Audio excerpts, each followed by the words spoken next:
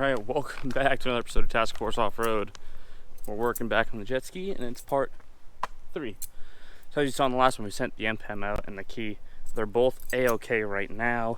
I think they were A-OK when we sent them out, but it was pretty much well, let's just make sure kind of a thing. So we had a couple new parts to install to give that a shot as well, to see if those are our issue. And we're gonna get on into it. Oh, and hats.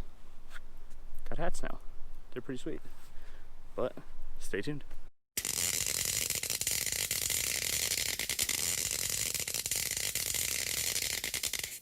Alright, before we throw the NPEM back in, we're gonna swap the wires on this regulator to this regulator.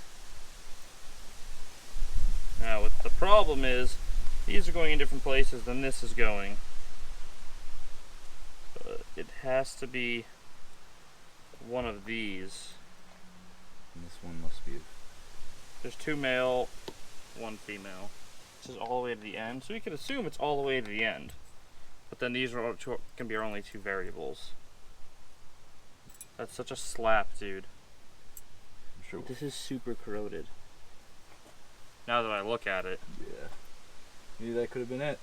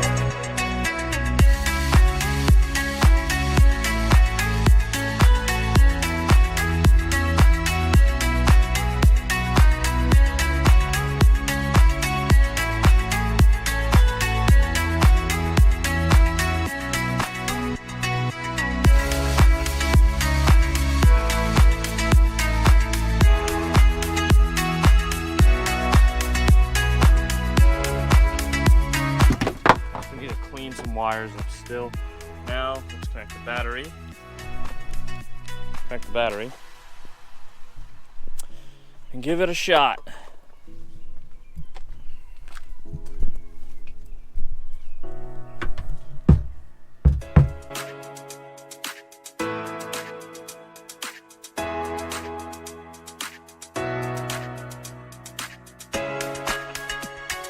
Fingers crossed.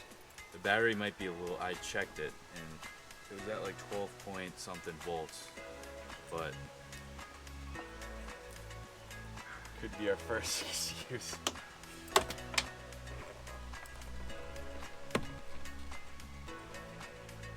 Having the lights still.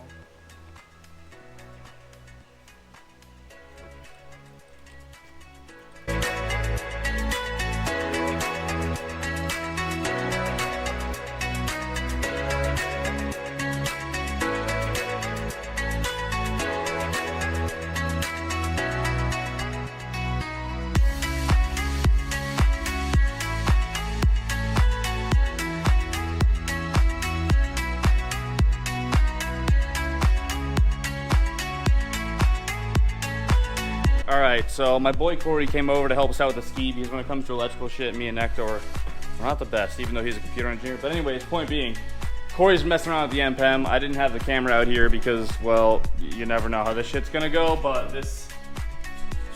Show them what we found out, or we managed to get that. Alright, we got a click from the NPEM, no beep, so I think the beeper is bad, but we gotta... So we gotta tighten up some grounds, it seems like, but we gotta crank out of the button, and that is probably the largest headway we've had in this project so far. Holy shit. The battery sounds a little dead because it's not cranking that fast, but Alright guys, so it's the next day. My boy Corey left, Necto's back in the garage here. I'm gonna turn a light on, and we're gonna see if we can crank this guy up. We have spark. We have power. We're about to throw some 2-stroke in it, throw some fresh gas in it. I threw some fuel additive in there yesterday, and we're gonna crank this thing up, and I really think it's gonna work. So fingers are crossed, but I'm pretty sure we got this thing down.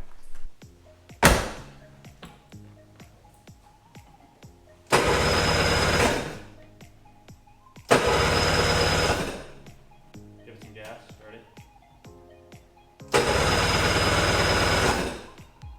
Come on.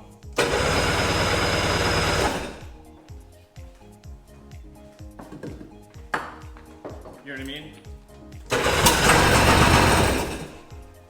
Hallelujah! That was the help with the starter fluid. For a split second. Did you just take that out of his car? No.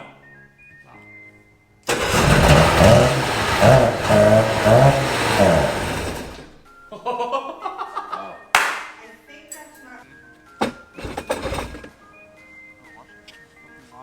Alright, so we got it to crank over. That's always good news. That means there's nothing really wrong with the engine. We have compression, we have spark, we have suction. So now what we need to do is replace the fuel system because the crappy fuel lines have to go because those things are probably corroded as shit. With that, we could probably get away with just cleaning the filter out inside of the carburetor and swapping the fuel filter, but we're gonna rebuild the carb, but for the meantime we might just clean that out in general just so we can get it on the water and really test it out. But that's what we're gonna be doing right now.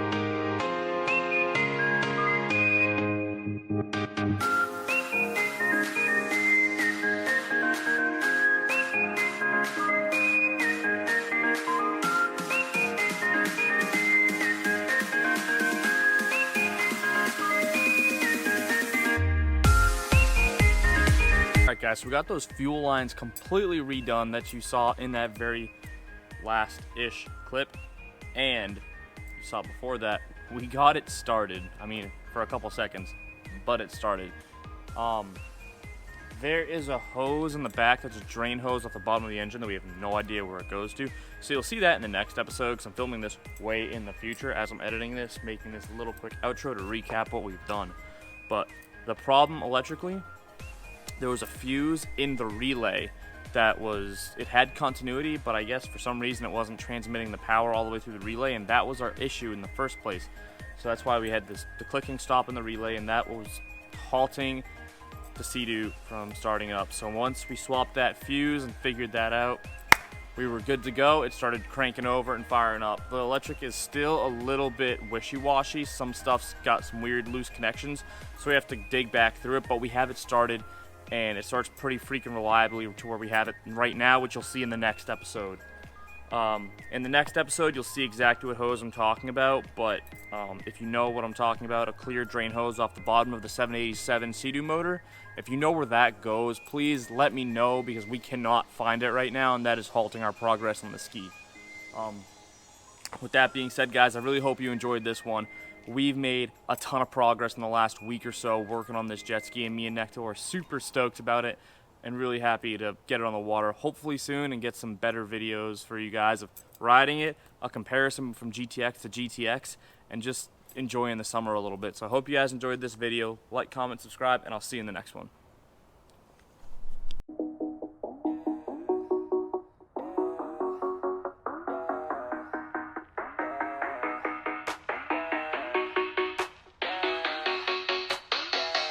Yeah, it's that first day of first grade. That cute girl, your third day. That backpack, that snapback you've had since the third grade. The first time you got laid, the worst time you got played. It hurt, but you're okay.